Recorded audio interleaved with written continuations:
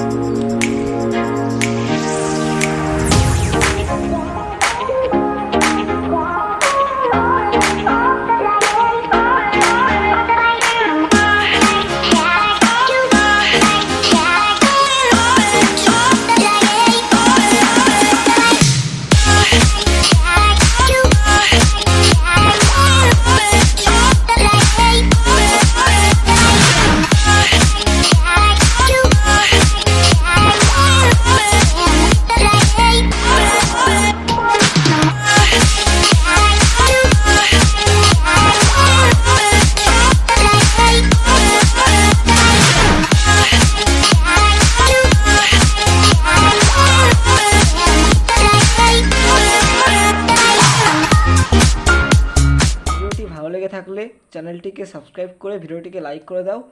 এখানেই ভিডিওটি শেষ করলাম। ওকে, বাই।